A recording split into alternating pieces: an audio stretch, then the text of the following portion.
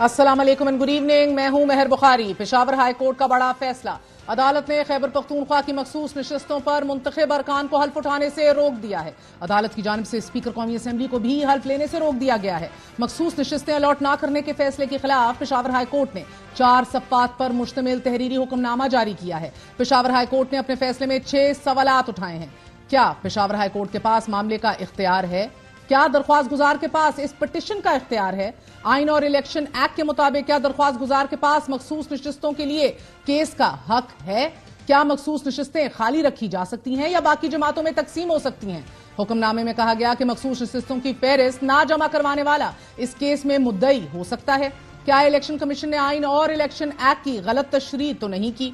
Peshawar high court ने election commission को pre admission notice जारी करते हुए कल तक जवाब जमा करवाने की हदायत जारी कर दी हैं। सुन्नी इत्तेहाद काउंसिल की मखसूस नशिस्तें अलॉट न करने के फैसले के खिलाफ दरख्वास्त पर समाअत जस्टिस इश्तियाक इब्राहिम और जस्टिस शकील अहमद ने की। दरख्वास्त में इलेक्शन कमीशन और तमाम सियासी जमातों को फरीक बनाया गया है। दरख्वास्त गुजार ने अपील में इस्तदा की कि इलेक्शन कमीशन के फैसले को कलअदम करार देकर मखसूस नशिस्तें दी जाएं। दौरान समाअत जस्टिस इश्तियाक इब्राहिम ने इस्तफसार किया कि यह रेट सूबाई असेंबली की हद तक है या कौमी असेंबली की भी शामिल है, कि जिस पर वकील ने जवाब दिया कि इलेक्शन कमीशन ने कौमी और सूबाई असेंबली की नशिस्तों पर यकसा फैसला दिया है।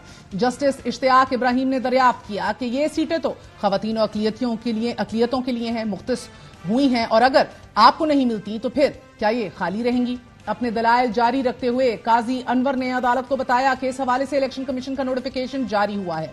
हम चाहते हैं कि जिनको सीटें दी गई हैं वो हल्फ ना लें। अदालत ने वकील से इस्तफसार किया कि आप ये चाहते हैं कि उनको हल्फ लेने से रोक दिया जाए। 24 घंटे कबल इलेक्शन कमीशन हुक्मरान इत्तेहाद को मखसूस नशिस्तें अलॉट कर चुका है। नाजरीन, मखसूस नशिस्तों की अलॉटमेंट के बाद हुक्मरान इत्तेहाद को कौमी असेंबली में 2/3 अक्सरियत हासिल हो गई है। इलेक्शन कमीशन के मुताबिक कौमी असेंबली में हुक्मरान इत्तेहाद के अरकान की मजमूई तादाद 230 है, कि जो 336 के ऐवान में 2/3 से भी ज्यादा है। पेशावर हाई कोर्ट के हुक्म के बाद कौमी असेंबली में मखसूस नशिस्तों पर मुंतखब अरकान हल्फ नहीं ले सकेंगे। तहरीक इंसाफ गुज़िश्ता कई हफ्तों से कई महाजों पर बराबर जंग लड़ रही है। एक तरफ अदालत के कटहरे हैं, दूसरी जानिब ऐवान है और शहराओं पर लॉन्ग मार्च की तैयारी भी है। सियासत हुकूमत साजी का मरहला अबूर करने के बावजूद भी इस्तेहकाम से कोसों दूर खड़ी है। सियासी रवैयों ने गुज़िश्ता 24 घंटों में कई पहलुओं से अपने तेवर बदले हैं। इमरान खान की रिहाई के लिए कौमी असेंबली में करारदाद जमा करवाने के बाद आज सेनेट में भी करारदाद जमा करवा दी गई है, मगर सड़कों की ऑप्शन भी बदस्तूर मौजूद है। ताज्जुब तो यह है कि सियासी रवैयों के इस बदलाव में नौ मुंतखब वज़ीर आला पंजाब मरियम नवाज शरीफ साहिबा के रवैये में 280 की रफ्तार से बदलाव देखा जा रहा है। हल्फ उठाते ही उन्होंने फरमाया था कि दिलो दफ्तर चेंबर्स के दरवाजे सभी ऑपोजिशन के लिए खुले हैं। उन्होंने बड़ी गर्मजोशी से कहा था कि ऑपोजिशन मेरी तकरीर के दौरान शोर शराबा करती तो मुझे खुशी होती। ऑपोजिशन मौजूद होती, मेरी तकरीर के दौरान शोर शराबा करती तो मुझे खुशी होती। मैं उनको ये मैसेज देना चाहती हूँ, मैं उन सब की भी वजीर आला हूँ जिन्होंने मुझे वोट दिया, और मैं उन सब की भी वजीर आला हूँ जिन्होंने मुझे वोट नहीं दिया। मैं ऑपोजिशन को ये मैसेज देना चाहती हूँ, मेरे दफ्तर के दरवाजे, दिल के दरवाजे, मेरे चेंबर के दरवाजे हर वक्त 24/7 उनके लिए भी उसी तरह खुले जिस तरह मेरी जमात के कारकुन।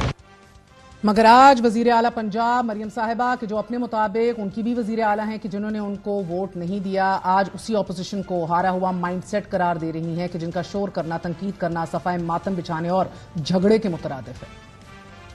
इस वक्त ऑपोजिशन में लोग बैठे हैं, मुझे पता है कि वो एक स्टेट ऑफ मोर्निंग में, एक ज़हनी हालत उनकी ठीक नहीं है, हर चीज पे वो तनकीद करेंगे। जो तनकीद है उसके डर से अगर मैं वो काम छोड़ दूं तो ये बहुत गलत बात है, मुझे बिल्कुल परवाह नहीं है। मेरी नजर में एक हारा हुआ माइंडसेट है, उनका काम इंतशार फैलाना है, उनका काम लड़ाई झगड़ा है, उनका काम घेराव जलाओ है। तो मैं उनको ये कह देना चाहती हूँ कि आपने जो करना है वो करें, उस पर भी मेरी जीरो टॉलरेंस है। 10 घंटों में सियासत की जिस नई सिमत का तयन हुआ है वहां शायद हुकूमत तो एक कदम आगे अब ना बढ़े, लेकिन अपोजिशन के साथ शायद चलने को भी उस गर्मजोशी के साथ तैयार ना हो। मगर तहरीक इंसाफ अपनी सियासी हिकमत अमली से एक कदम पीछे जरूर हटकर बात करने के लिए तैयार दिखाई दे रही है। तहरीक इंसाफ उन तमाम वीलॉगर्स, तमाम यूट्यूबर्स, ब्लॉगर्स से ला ताल्लुकी का इजहार कर रही है कि जिनका बयानिया तनकीद और इदारों की तहकीर से जुड़ा है। सियासी रवैयों के इस बदलते माहौल में इमरान खान ने अब से कुछ देर कबल कोर कमांडर एलामिये की तायीद कर दी है और इस बात से भी वो मुत्तफिक متفق ہیں کہ 9 مئی میں ملوث ملزمان کو کڑی سے کڑی سزا ملنی چاہیے۔ ان کا ماننا ہے کہ ہم فوج کے خلاف نہیں، نہ تصادم چاہتے ہیں۔ 8 فروری سے کسی نے مجھ سے رابطہ نہیں کیا بقول عمران خان۔ وہ کہتے ہیں مجھے معلوم ہے مجھ سے رابطہ کیوں نہیں ہو رہا، لیکن بتانا نہیں چاہتا۔ اڈیالہ جیل میں صحافیوں سے غیر رسمی گفتگو میں عمران خان کا کہنا تھا کہ 9 مئی کے واقعات پر کمیشن بنانا چاہیے اور CCTV ویڈیوز نکالی جانی چاہیے۔ خواتین و اقلیتوں کی مخصوص نشستوں کے حوالے سے عمران خان کا کہنا تھا کہ الیکشن کمیشن نے ہماری ریزرو سیٹس چھین کر جمہوریت کی دھجیاں اڑا دی ہیں۔ PTI کو مخصوص نشستیں نہ دے کر ہماری خواتین پر ظلم کیا گیا۔ الیکشن میں دھاندلی الیکشن کمیشن نے کی ہے۔ انہوں نے کہا کہ ہم الیکشن میں دھاندلی کے خلاف پرامن احتجاج کرنا چاہتے ہیں۔ جمہوریت میں پرامن احتجاج ہر جماعت کا حق ہے۔ اگر یہ سمجھتے ہیں کہ الیکشن ٹھیک ہوئے ہیں تو صرف 4 حلقوں کا آڈٹ کروا لیں۔ پشاور سے نور عالم، لاہور سے نواز شریف اور اون چودھری، جبکہ اسلام آباد کا کوئی بھی ایک حلقہ کھول کر آڈٹ کروا لیا جائے۔ تاہم تحریک انصاف کے الیکشن سے متعلق اعتراضات ہیں کہ جن کو جماعت کی جانب سے بار بار ایڈریس کیا جا رہا ہے۔ نواز شریف صاحب کے 378 ووٹ آپ دیکھ سکتے ہیں، 1 لگا دیا 1378 پر۔ 173 سے اون چودھری کے 973 بن گئے۔ خواجہ آصف کے 209 سے 809 کر دے، 2 کو 8 کر دے۔ میں نے اپنے سارے فارمز 45 اصلی اور نقلی ڈالے، وہ لیڈز اتنی زیادہ تھی کہ ان کو ہر ایک ٹیمپر کرنا پڑا۔ اگر اس کے بعد بھی وہ خود ہی انکوائری اپنے ROs پہ یا DROs پہ نہ شروع کریں، مجھے حیرت ہے کہ کون کون ملوث ہے۔ مولانا فضل الرحمان الیکشن میں ہونے والی بے ضابطگیوں کے خلاف عید الفطر سے اور اس کے بعد ملک گیر تحریک چلانے کا اعلان کر چکے ہیں۔ مولانا صاحب نے یہ کہہ دیا ہے کہ دھاندلی زدہ انتخابات تسلیم نہ کرنا میری گھٹی میں شامل ہے۔ تحریک انصاف اتوار کو ملک گیر احتجاج کی کال دے چکی ہے۔ احتجاج سے قبل ہی وزیر اعلیٰ پنجاب مریم نواز نے متنبع کر دیا ہے کہ سیاست کی آڑ میں عوام کے لیے مشکلات پیدا کی تو سختی سے نمٹوں گی۔ الیکشن کمیشن کے خلاف احتجاج اتوار کے روز ہوگا۔ اگر اس طرح الیکشن ہوتی ہے تو ملک کیسے بچے گا؟ مجھے تو ڈر ہے خدا نہ خواستہ اس پر بغاوت نہ آ جائے۔ سیاست کی آڑ میں اگر آپ نے عوام کے لیے کوئی مشکلات پیدا کرنے کی کوشش کی، لوزرز مائنڈ سیٹ ہے، اس کو اگر ہم پر امپوز کرنے کی کوشش کی تو آئی ول بی روتھلیس۔ عوام کے جو راستے ہیں، سڑکیں ہیں، اس کو اگر کسی نے اسیل کرنے کی کوشش کی تو میں سختی سے پیش آؤں گی۔ الیکشن کی شفافیت پہ جہاں حکومتی بینچوں پر بیٹھے اراکین سمیت سالم اپوزیشن سوال اٹھا رہی ہے، وہیں Pakistan institute of legislative development and transparency یعنی کہ پلڈیٹ نے بھی شدید تحفظات کا اظہار کیا ہے۔ رپورٹ میں کہا گیا ہے کہ نتائج کے اعلان میں تاخیر نے الیکشن کی ساکھ پر سنگین سوالات کو جنم دیا ہے۔ رپورٹ میں کہا گیا ہے کہ قبل از پولنگ مرحلے کے دوران انتخابات کے شیڈیول میں کافی تاخیر اور سیاسی جبر دیکھا گیا۔ قبل از پولنگ مرحلے میں نگران حکومت کی جانب سے غیر جانبداری کا فقدان دیکھا گیا۔ پلڈیٹ کے مطابق سنی اتحاد کونسل کو مخصوص نشستوں کی الاٹمنٹ 25 دنوں تک ایک بڑا تنازع بنی رہی، جبکہ دیگر تمام سیاسی جماعتوں کو مخصوص نشستیں الاٹ کر دی گئیں۔ رپورٹ میں کہا گیا ہے کہ الیکشن کمیشن 2024 کے عام انتخابات میں ہونے والی بے ضابطگیوں کی مکمل اور غیر جانبدارانہ تحقیقات کرے۔ الیکشن کمیشن عبوری نتائج کی ترسیل، استحکام اور اعلان میں تاخیر کے ذمہ داروں کے خلاف کارروائی کا اعلان کرے۔ مخصوص نشستوں کا معاملہ عدالتوں کا رخ کر چکا ہے۔ ناظرین، پشاور ہائی کورٹ کا فیصلہ الیکشن کمیشن کے فیصلے پر اثر انداز ہو سکتا ہے۔ کیا عدالتیں ماضی کی طرح مخصوص نشستوں کو ایک بار پھر نان ٹرانسفریبل قرار دے سکتی ہیں؟ کور کمانڈر کانفرنس نے کیا سیاسی رویوں میں بدلاؤ پیدا کیا ہے؟ کیا عمران خان بھی بدل رہے ہیں؟ اسی حوالے سے بات کرتے ہیں۔ ہمارے ساتھ موجود ہیں تحریک انصاف کے رہنما سلمان اکرم راجہ، سینئر وکیل ہیں۔ سلمان صاحب، فرمائے دیجیے گا، کیا پشاور ہائی کورٹ کے پاس فیصلہ معطل کرنے کا اختیار ہے اور کیا مخصوص نشستوں کے لیے پشاور ہائی کورٹ سے رجوع کیا جا سکتا ہے؟ جی بالکل کیا جا سکتا ہے۔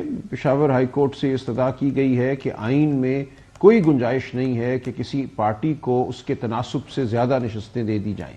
اگر ایک پارٹی نے 10% نشستیں جیتی ہیں ایک اسمبلی میں تو اس کو مخصوص نشستوں کا بھی 10% ملے گا، 20 نہیں مل سکتا۔ یہ بات بالکل واضح ہے۔ اب اگر اس سے برخلاف الیکشن کمیشن نے کچھ کیا ہے تو ہر ہائی کورٹ کو اختیار ہے کہ الیکشن کمیشن کے اس فیصلے کو وہ کالعدم قرار دے اور اس کو معطل کرے۔ تو بالکل میں سمجھتا ہوں پشاور ہائی کورٹ نے ٹھیک فیصلہ کیا ہے اور کل مزید سماعت ہے، ہم دیکھتے ہیں کل کیا ہوگا۔ سر مگر یہ اگر پھر بھی اسپیکر جو ہیں وہ حلف اٹھوا لیتے ہیں، ان کو بھی امیونٹی حاصل ہے، پشاور ہائی کورٹ کیا کرے گی؟ پہلے بھی اس کی جورسڈکشن اور ریٹ کے اوپر سوال اٹھائے گئے تھے، اب بارہا پشاور ہائی کورٹ نے اٹارنی جنرل اور ایڈوکیٹ جنرل کو بھی عدالتی معاونت کے لیے نوٹسز جاری کر دیے ہیں، اور لارجر بینچ کی تشکیل کے لیے بھی کیس چیف جسٹس کو بھیج دیا گیا ہے. But do you see the same obstacles arising again? دیکھیں، جہاں تک خیبر پختونخوا اسمبلی کا تعلق ہے تو پشاور ہائی کورٹ کی جو جورسڈکشن ہے، جو اختیار سماعت ہے، اس کے حوالے سے کوئی میں سمجھتا ہوں شک و شبہ نہیں ہو سکتا.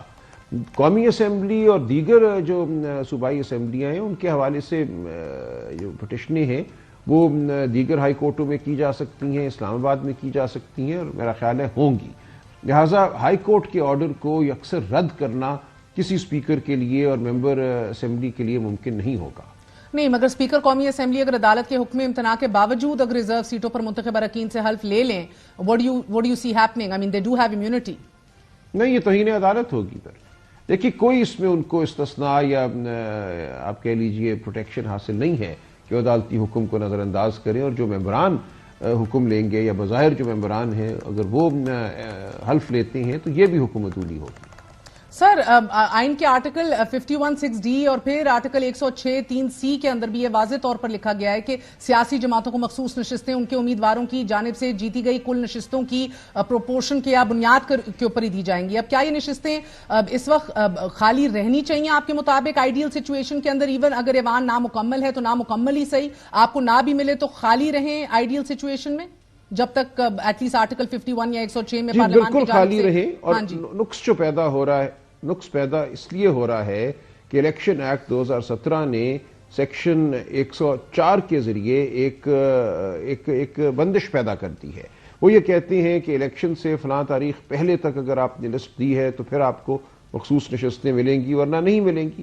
میری نظر میں یہ جو قدغن لگائی گئی ہے یہ غیر آئینی ہے. اسی کی وجہ سے یہ صورتحال پیدا ہو رہی ہے کہ جب تمام سیاسی جماعتوں کو جنہوں نے لسٹیں دی تھی ان کو اپنی جنرل الیکشن میں جیتی ہوئی لسٹوں کے تناسب سے نشستوں کے تناسب سے اب مل جائیں گی ریزرو سیٹس، تو کچھ نشستیں خالی رہ جائیں گی. اگر یہ نشستیں نہیں دی جاتی سنی اتحاد کونسل کو یا پی ٹی آئی کو تو اسمبلیوں کی جو تشکیل ہے وہ نامکمل ہوگی. تو یہ سب کچھ ہو رہا ہے الیکشن ایکٹ 2017 کے سیکشن 104 کی وجہ سے. تو میری نظر میں اس سیکشن کو کالعدم قرار دیا جانا ضروری ہے. اور سر جب تک یہ فیصلہ نہیں ہوتا، کیونکہ اب آپ لوگوں نے سپریم کورٹ کا بھی رخ کرنا ہے، تو صدارتی اور سینٹ الیکشن ہو سکتا ہے یا وہ بھی رک جانا چاہیے؟ میری نظر میں تو رک جانا چاہیے، کیونکہ ایک نامکمل اسمبلی جو ہے کیسے اتنے اہم فیصلے کر سکتی ہے، کیسے وہ صدر مملکت کا انتخاب کر سکتی ہے. سینٹ کی تو بالکل تشکیل ہی بدل جاتی ہے. سنی اتحاد کونسل کو جس صوبائی اسمبلی میں آپ کہہ لیجئے 8 سینیٹر منتخب کرنے کا اختیار تھا، وہ صرف وہاں پہ 2 یا 3 کر سکے گی. خیبر پختونخوا میں آپ دیکھ لیجئے 87 سیٹیں پی ٹی آئی کے حمایت یافتہ کینڈیڈیٹس نے جیتی جنرل الیکشن میں 8 فروری کو، اور ان کو کچھ بھی نہیں دیا جا رہا مخصوص نشستوں میں سے، جبکہ ان کا تناسب جو ہے اس کے لحاظ سے اگر مخصوص نشستیں دی جائیں تو 26 جو خواتین کی نشستیں ہیں اس میں سے غالباً 20 یا 22 نشستیں پی ٹی آئی کے حمایت یافتہ یا سنی اتحاد کونسل کو ملنی چاہیے. تو بالکل ہی جو آئینی نظام ہے یہ تلپٹ ہو رہا ہے. بالکل ہی تلپٹ ہو رہا ہے. That is the right way to say it sir, because مسئلہ اب یہ ہے کہ پلڈیٹ کی رپورٹ کے اندر بڑا واضح طور پہ بہت سے انکشافات سامنے آئے ہیں، ڈیٹیل سامنے آئی ہیں، مگر اس کے باوجود ہم دیکھ رہے ہیں کہ اس کے اندر یہی کہا گیا ہے کہ الیکشن کمیشن نے فارم 45 جو اپلوڈ کیا پھر کچھ فارم غائب بھی کر دیا. آپ لوگوں نے پریس کانفرنس میں کہا، لیکن رپورٹ میں کہا گیا ہے کہ الیکشن کمیشن ہی 2024 کے عام انتخابات پہ ہونے والی تمام تر جو بے ضابطگیاں ہیں اس کی مکمل اور غیر جانبدارانہ تحقیقات کرے، اور ساتھ یہ بھی کہ تمام تر جو فیزز تھے نتائج کی ترسیل، استحکام، اعلان میں جو ڈیلیز اور تاخیر ہوئی ہے، ذمہ داروں کے خلاف کارروائی کا اعلان بھی الیکشن کمیشن کرے. تو سر میر کیا سادے ہیں، بیمار ہوئے جس کے سبب اسی اتار کے لونڈے سے دوا لیتے ہیں، کیا that is the only option? جی بالکل ایسے ہی. اگر پلڈیٹ نے ایسا کہا ہے تو انتہائی یہ معصومانہ ان کی گزارش ہے. اس کے لیے ضروری ہے کہ کوئی جوڈیشل کمیشن ہو جو دیکھے، کیونکہ الیکشن کمیشن کا اس تمام گڑبڑ میں میری نظر میں ایک کلیدی رول ہے. جب یہ الیکشن ہو چکے تھے 8 فروری کو، ہم 10، 11، 12 فروری کو الیکشن کمیشن کے سامنے تھے، اٹھائے ہوئے سینکڑوں 400 فارم 45، اور ہم نے کہا کہ کہیں آر او کو وہ اپنے فارم 45 پیدا کرے جس کی بنیاد پہ اس نے اعلان کیا ہے. انہوں نے منہ پھیر لیا. 2-3 ہفتے 1 مہینہ فارم 45 نادارد رہے. اسی طرح جو الیکشن والے دن بے ضابطگیاں ہوئیں ان کا تدارک نہیں کر سکی الیکشن کمیشن. جو ان کو قانون کے تحت اختیار حاصل ہے سیکشن 15 سیکشن 9 کے تحت کارروائی کرنے کا فی الفور، وہ اختیار الیکشن کمیشن نے استعمال نہیں کیا. تو یہ تمام معاملات ہیں جن کو دیکھنے کے لیے میں سمجھتا ہوں ایک جوڈیشل کمیشن ہونا چاہیے. ٹرسٹ دیٹ جوڈیشل کمیشن سر 2013 میں بھی کمیشن بنا تھا اور وہ 35 پنچر اور تمام تر الزامات جو تھے وہ رد کر دیے گئے تھے. اس بار پھر بنے گا؟ آپ کے کچھ کولیگز کو جسٹس قاضی فائز عیسیٰ کے حوالے سے بھی ان کو ریزرویشنز ہیں. So will you trust that report? دیکھیے وہ رپورٹ خود بولے گی کہ وہ کتنی قابل اعتبار ہے. 2013 کے الیکشن کے حوالے سے یہ ہوا تھا کہ اس وقت لوگ اس طرح سے فارم 14 ہوتا تھا جس کو اب ہم فارم 45 کہتے ہیں ان کو نہیں حاصل کرتے تھے اپنے پولنگ ایجنٹ سے. لہٰذا جب کمیشن نے کارروائی کی تو وہ فارم 14 کے فقدان کی وجہ سے بات آگے زیادہ نہیں بڑھ سکی تھی. اس دفعہ حالات بالکل مختلف ہیں.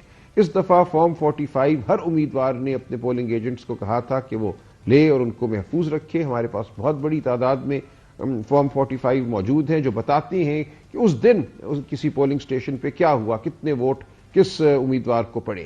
اور اب جو الیکشن کمیشن نے اپنے فارم 45 اپلوڈ کیے کل، اس سے بات اور کھل کے واضح ہوگی. پوری قوم نے دیکھا کہ کیسے اوور رائٹنگ ہوئی ہے، ٹرائیبیونلز کا ہی سامنا کرنا پڑے گا.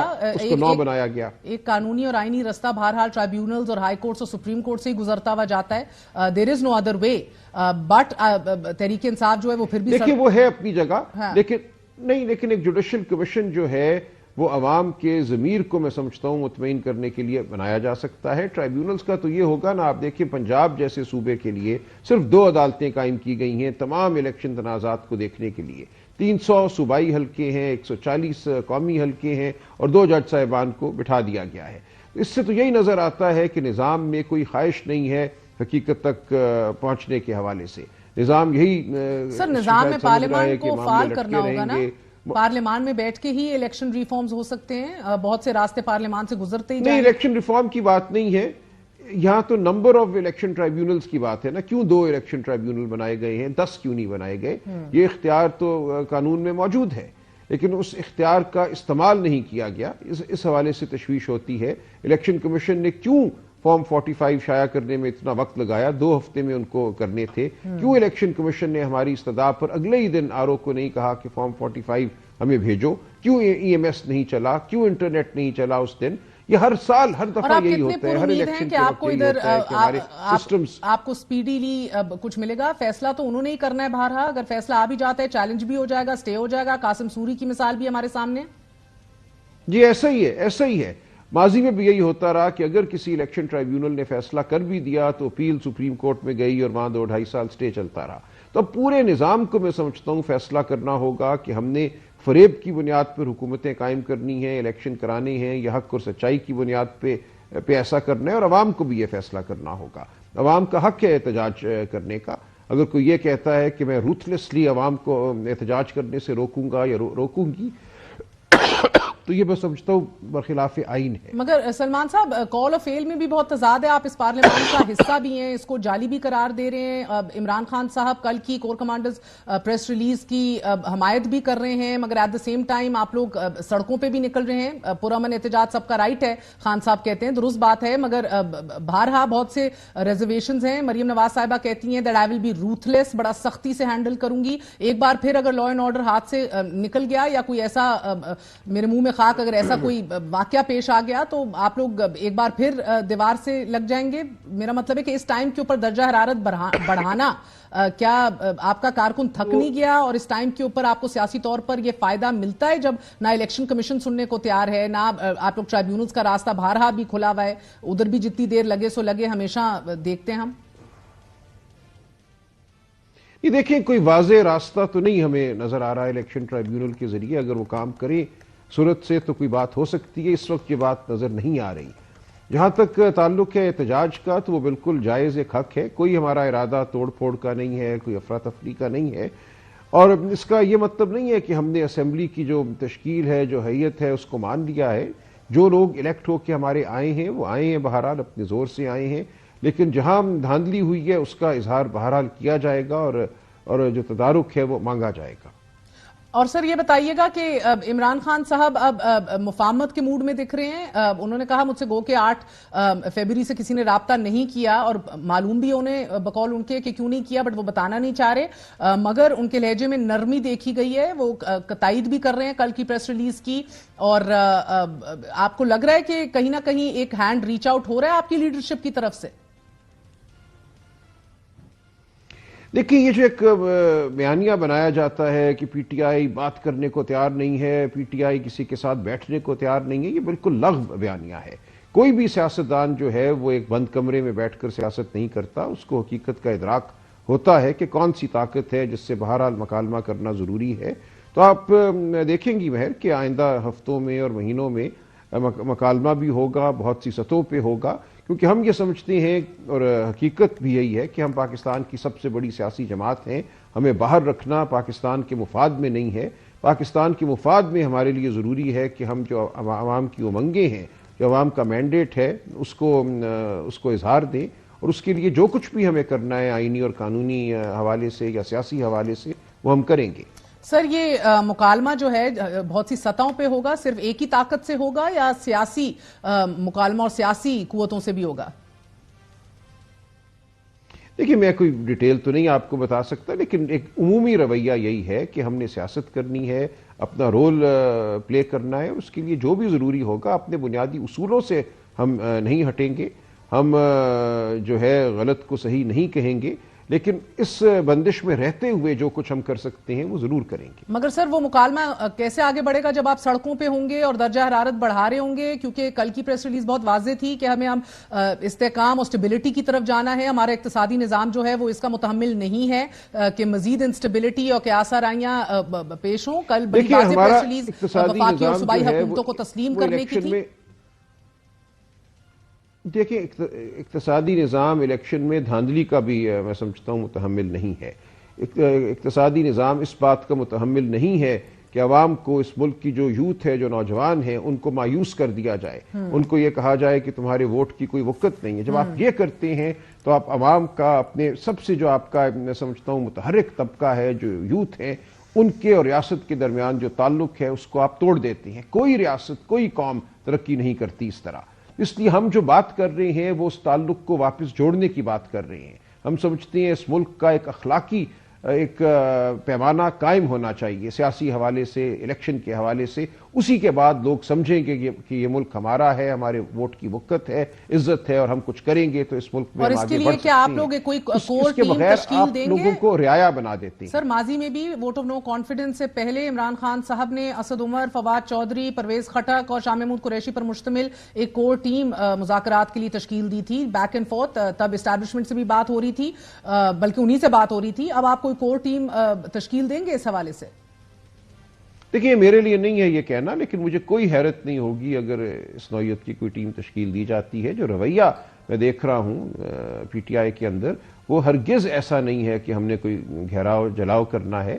وہ یہی ہے کہ ہمیں ہمارا حق دو، جو عوام نے ووٹ دیا ہے اس کو عزت دو، عوام کو وقت دو، اور ہمارے سے بات کرو. ہم بات کرنے کو تیار ہیں. بہت بہت شکریہ. سلمان اکرم راجہ صاحب ہمارے ساتھ موجود تھے، کہہ رہے تھے کہ آنے والے دنوں میں آپ دیکھیں گی مکالمہ بہت سی سطحوں پہ ہوگا.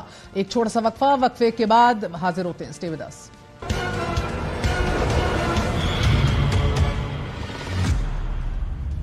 میرا ضمیر بالکل صاف ہے، میں بالکل بے قصور ہوں. ایک ناکردہ گناہ کی معافی اگر میں خدا سے نہیں مانگ رہا تو ایک آدمی سے کیوں کر مانگ سکتا ہوں؟ یہ الفاظ 1 اپریل 1969 کو قیدی نمبر 1772 کی جانب سے ادا کیے گئے، مگر پھر اسی شخص کو 3 دن بعد 4 اپریل 1969 کو راولپنڈی کیمپ جیل میں پھانسی دے دی گئی. یہ کوئی عام شخص نہیں تھا، بلکہ سابق وزیر اعظم ذوالفقار علی بھٹو تھے. اس ملک کا پہلا منتخب وزیر اعظم، وہ شخص کہ جس نے ایٹمی پروگرام کی بنیاد یہ کہہ کر رکھی کہ ہم گھاس کھا لیں گے مگر ایٹم بم بنائیں گے. میں ایک عوامی شخص ہوں اور عوام کے ساتھ رہوں گا. ذوالفقار علی بھٹو ایک نہیں ہے، 2 ذوالفقار علی بھٹو ہیں. ایک جو یہاں کھڑا ہے اور دوسرے آپ، ہر ایک آپ میں سے. میں عوام کی پیدائش ہوں، میں عوام سے دور کیسے ہو سکتا ہوں؟ میں یہ اعلان کرتا ہوں کہ قانونی طریقے سے فوجی نظام کو خاتمہ آج ہو رہا ہے. I will not be a party to the ignominious surrender of part of my country. You can take your Security Council. Here you are. I'm going. اور پھر ذوالفقار علی بھٹو کے 2 بیٹے، 1 بیٹی اور بیوی انصاف کی تلاش میں اس دنیا سے منہ موڑ گئے۔ My father was very calm and he talked to family matters, he talked to party matters, and I keep seeing his face. My father had been preparing me for 2 years. He kept saying they were going to kill him, but nobody believed it. They were all taken by the judicial facade. And he kept saying, but you don't understand. I have been deceived by General Zia-ul-Haq. I know the kind of man he is. I wouldn't have appointed him Chief of Army Staff if I had known. First class siyasadan tha. Now how did he get 90,000 prisoners without fighting or firing a shot? اور باعزت ان کو لیا ہے. اس وقت کے فوجی عامر general Zia الحق اس فیصلے کا دفاع کرتے رہے۔ There were 7 judges, and it is entirely up to them to consider it and to answer the judgment according to their conscience and according to their thoughts. In fact, it shows how independent the judiciary is. جبکہ وہ 7 ججز جنہوں نے بھٹو کی پھانسی کا حکم دیا تھا، ان میں سے ایک جج بعد میں ایک ایسا بیان دیتے ہیں کہ جس سے تاثر ملتا ہے کہ بھٹو کی پھانسی کا فیصلہ دباؤ کے تحت دیا گیا تھا۔ تمام جج صاحبان جو ہیں وہ اتنے بہادر نہیں ہوتے کہ اپنی نوکریوں کو قربان کر دیں اور انصاف کرتے رہیں، لہذا وہ یہی سمجھتے ہیں کہ اپنی نوکری کو بچا لینا چاہیے، کیونکہ شاید میرا یہاں رہنا قوم کے لیے اور اس ادارے کے لیے بہتر رہے گا۔ ناظرین، المیہ یہ ہے کہ وہ شخص کہ جس نے اس ملک کو پہلا متفقہ آئین دیا، جس دن اسے پھانسی دی جا رہی تھی، اس کی عمر فقط 51 سال تھی۔ بھٹو خاندان کو انصاف کے حصول کے لیے 44 سال 10 ماہ اور 22 دن لگ گئے۔ پیپلز پارٹی کی جانب سے 2011 میں ذوالفقار علی بھٹو کی سزائے موت کے خلاف صدارتی ریفرنس دائر کیا گیا۔ 11 رکنی لاجب بینچ نے پہلی سماعت 2 جنوری 2012 کو کی اور پھر صدارتی ریفرنس کو سماعت کے لیے مقرر ہونے کے لیے 12 سال گزر گئے اور گزشتہ سال 12 دسمبر کو چیف جسٹس قاضی فائز عیسیٰ نے کیس کو دوبارہ سماعت کے لیے مقرر کر دیا اور آج سپریم کورٹ نے صدارتی ریفرنس پر متفقہ رائے دیتے ہوئے قرار دیا ہے کہ ذوالفقار علی بھٹو کو فیئر ٹرائل کا موقع نہیں ملا۔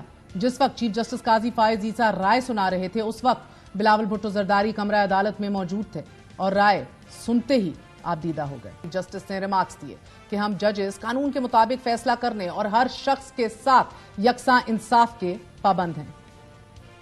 We judges are bound to, quote, do right to all manner of people according to law without fear or favor, affection or ill will. This is our oath of office as prescribed in the Constitution, 3rd Schedule. There have been some cases in our judicial history that created a public perception that either fear or favor deterred the performance of a duty to administer justice in accordance with the law. We must, therefore, be willing to confront our past missteps and fallibilities with humility in the spirit of self-accountability and as a testament to our commitment to ensure that justice shall be served with unwavering integrity and fidelity to the law. We cannot correct ourselves and progress in the right direction until we acknowledge our past mistakes. The advisory jurisdiction under Article 186 of the Constitution requires this court to render an opinion. صدر نے reference دائر کر کے بھٹو فیصلے کو دیکھنے کا موقع دیا۔ رائے سناتے ہوئے چیف جسٹس نے قرار دیا کہ صدارتی ریفرنس میں اٹھائے گئے 5 سوالات پر ہماری یہ رائے ہے۔ The late Mr. Zulfikar Ali Bhutto did not get a fair trial and it was not in accordance with the Constitution requirement of due process. We cannot correct ourselves and progress in the right direction until we acknowledge our past mistakes. عدالت نے سزا سے متعلق remarks دیتے ہوئے کہا کہ ذوالفقار علی بھٹو کی سزا کا فیصلہ تبدیل کرنے کا قانونی طریقہ کار موجود نہیں ہے۔ آئین و قانون ایسا میکنزم نہیں فراہم کرتا کہ بھٹو کیس کا فیصلہ اب کالعدم قرار دے دیا جائے۔ ذوالفقار علی بھٹو کیس میں نظر ثانی درخواست خارج ہو چکی، فیصلہ حتمی ہو چکا۔ ہماری رائے یہی ہے کہ بھٹو کو فیئر ٹرائل کا بنیادی حق نہیں ملا۔ بلاول بھٹو کی جانب سے فیصلے کو تاریخی قرار دیتے ہوئے کہا گیا کہ 44 سال بعد تاریخ درست ہو رہی ہے۔ عدالت نے یہ مانا ہے کہ قائد عوام شہید ذوالفقار علی بھٹو کو فیئر ٹرائل نہیں ملا۔ اس فیصلہ کے بعد ہم امید رکھتے ہیں کہ اب ہمارا نظام صحیح سمت پہ چلنا شروع ہو جائے گا۔ ذوالفقار علی بھٹو کے سزا سے متعلق صدارتی ریفرنس پر سپریم کورٹ کی رائے پر وزیر اعظم شہباز شریف نے مبارکباد دی پیپلز پارٹی کو، جبکہ پاکستان تحریک انصاف کی جانب سے رد عمل میں یہ کہا گیا کہ ذوالفقار علی بھٹو کے معاملے میں اس حقیقت تک پہنچتے کہ انہیں فیئر ٹرائل نہیں ملا سپریم کورٹ کو 50 سال لگ گئے۔ بانی P T I Imran Khan کو فیئر ٹرائل کے بنیادی دستوری حق کی دستیابی کے لیے کیا اب قوم کو مزید 50 سال انتظار کرنا ہوگا؟ ذوالفقار علی بھٹو کے معاملے میں عدالتی رائے صرف اسی صورت میں معنی خیز ہو سکتی ہے کہ عدالت عظمیٰ آج لاقانونیت کی راہ روکنے کے لیے پوری قوت سے بروئے کار آئے۔ اپنے بیان میں ترجمان تحریک انصاف نے کہا کہ بانی P T I Imran Khan اور ان کی اہلیہ سمیت تحریک انصاف کے اسیر قائدین اور ہزاروں بے گناہ کارکنان کو قید ناحق سے فوراً رہا کیا جائے اور فیئر ٹرائل کے ذریعے ان کے خلاف جھوٹے مقدمات کے فیصلے کیے جائیں، کیونکہ فراہمی انصاف کا افاقی اصول ہے کہ انصاف میں تاخیر انصاف کا قتل ہے۔ ناظرین، Pakistan Peoples party Zulfiqar Ali Bhutto case کو جوڈیشل مرڈر کے نام سے یاد کرتی ہے۔ بھٹو کو سزائے موت سنانے والے اور بھٹو کی لاش وصول کرنے والے دونوں کو ہی یہ اندازہ نہیں تھا کہ ذوالفقار علی بھٹو اپنی موت کے بعد نہ صرف زندہ رہے گا بلکہ امر ہو جائے گا۔ 44 سال بعد بھی آج بھی ملک میں جوڈیشل فساد ورسز جوڈیشل انڈیپینڈنس کی وہی ڈیبیٹ جاری ہے۔ ایک وقفہ لیتے ہیں، وقفے کے بعد حاضر ہوں گے۔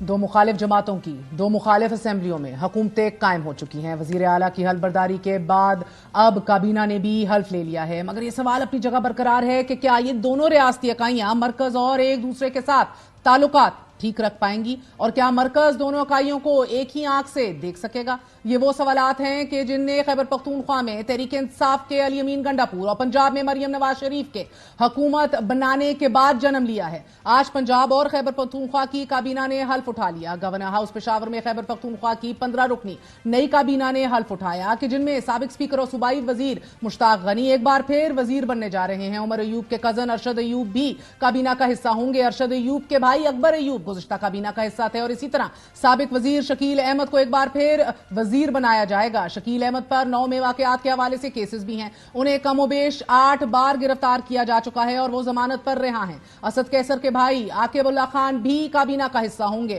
انہیں وزیر آبپاشی بنانے جانے کا امکان ہے۔ اسد کیسر کے قریبی دوست اور سوابی سے ممبر صوبائی اسمبلی کریم خان کو انڈسٹریز کا وزیر بنایا جائے گا۔ شہرام ترکئی کے بھائی فیصل خان ترکئی بھی کابینہ کا حصہ ہوں گے، انہیں اس بار پھر وزیر بنایا جائے گا، اور ان کے علاوہ نذیر احمد عباسی، فضل شکور، سید قاسم علی شاہ، محمد عدنان قادری، محمد سجاد اور مینا خان کابینہ کا حصہ ہوں گے۔ وزراء کے علاوہ محمد علی سیف، مزمل اسلم سمیت 5 افراد کو مشیر بنایا جائے گا، لیکن دلچسپ بات یہ ہے کہ صوبائی کابینہ میں ایک بھی خاتون شامل نہیں۔ تیمور جھگڑا کا نام مشیر خزانہ کے طور پر آ رہا تھا، مگر فائنل لسٹ میں انہیں شامل نہیں کیا گیا۔ مریم نواز نے اپنی کابینہ میں زیادہ تر نئے چہروں کو جگہ دی ہے، مگر کابینہ میں اتحادی جماعتوں کو بھی حصہ دیا ہے اور کچن کیبنٹ پرانے سٹالورٹس پہ رکھی ہے، جبکہ تجربہ کار لوگوں کو بھی کابینہ میں مشیر تو بنایا جا رہا ہے۔ مریم نواز نے اپنی قریب ترین دوست مریم اورنگزیب کو سینئر وزیر بنایا ہے۔ اپنی اگریسو ٹون کی وجہ سے عظمیٰ بخاری کو صوبائی وزیر اطلاعات بنائے جانے کا امکان ہے۔ چودھری شجاعت کے بیٹے چودھری شافع، خواجہ سعد رفیق کے بھائی خواجہ سلمان رفیق اور سیف الملوک کھوکھر کے بیٹے فیصل کھوکھر بھی کابینہ کا حصہ ہوں گے۔ مریم نواز نے بلال یاسین کے جو کہ ان کے کزن ہیں، رشتہ دار ہیں، انہیں بھی وزیر بنایا ہے۔ شہباز شریف کی پنجاب کابینہ کے ممبران کو بھی مریم نواز صاحبہ نے اپنی کابینہ میں شامل کیا ہے، جن میں خواجہ عمران نذیر، سردار شیر علی اور مشتبہ شجاع الرحمان، رانا مشہور اور رانا اقبال، ملک اسد کھوکھر سمیت دیگر شامل ہیں۔ منجے ہوئے سیاستدان رانا ثناء اللہ اور پرویز رشید مریم نواز شریف صاحبہ کی کچن کیبنٹ کا حصہ ہوں گے۔ مریم نواز کی کابینہ نئے سابق وزیر، تجربہ کار خواتین سمیت اقلیتی ممبرز پر مشتمل ہے۔ رانا ثناء اللہ اور پرویز رشید کے درمیان گو کے تعلقات اچھے نہیں رہے، مگر اس کے باوجود یہ دونوں مریم نواز کی معاونت کریں گے۔ دونوں صوبوں میں کابینہ تو تشکیل پا گئی ہے، لیکن دونوں صوبوں اور وفاق کے درمیان کشیدگی جنم لے سکتی ہے۔